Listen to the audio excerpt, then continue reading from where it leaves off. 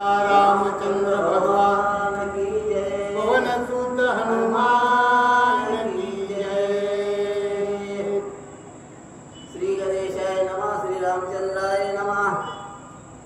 वशिष्ठ बोले उल्लासे से, त्रिलोके विजय श्री रामासे। म्हणून त्याते सबोदे ऐसे, पूर्ण भाग्यासे प्रकाशक।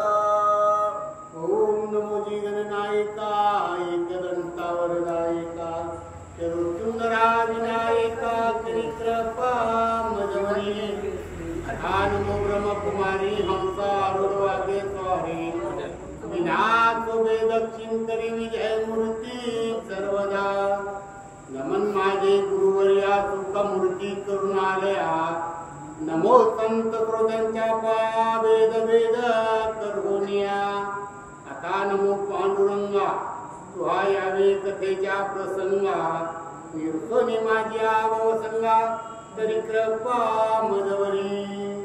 गौरीपुत्र गजानन, कौसल्यापुत्र रघुनंदन आणि गुरुस्वामी जनार्दन यांच्या चरणी साष्टांग नमस्कार करून महाराज गोड कथा सांगण्यात मात्र आपल्याला महाराज वशिष्ठ महाराजाला भगवान रामप्रभू बोलू लागले। वशिष्ठ रामप्रभूला बोलू लागले। भगवंताला महाराज ज्याची ज्याची भगवंताची भेट झाली, भगवंत ज्याला भेटले महाराज निव्वळ त्याला भाग्याचं समजायला पाहिजे, भाग्यवान समजायला पाहिजे। कथा ऐकणाऱ्याला सुद्धा भाग्यवान, कारण भगवंताची कथा आहे आणि हे जर कथा ऐकली तर निश्चित महाराज त्याला भाग्याचं समजला जाते। म्हणून वशिष्ठ महाराज बोलू लागले, महाराज जिथं जिथं तुम्ही जासाल तिथं तिथं विजय होणार आहे आणि तुम्ही भाग्याची हा। आता वशिष्ठ महाराज त्यावेळेला देवाला बोलू लागले, मित्र वंदे सुयज्ञासी रामदातो वनासे त्याच वेळेस महाराज भगवंत त्या भगवंत पुढत महाराज वनवासाला निघाले होते। म्हणून वशिष्ठ त्यावेळेला महाराज सुमित्र असणारे घराला गेले आणि घराला जाऊन आज्ञा दिली की महाराज देव असणारे वनाला चले असे सुमित्र त्यावेळेला बोलू लागले।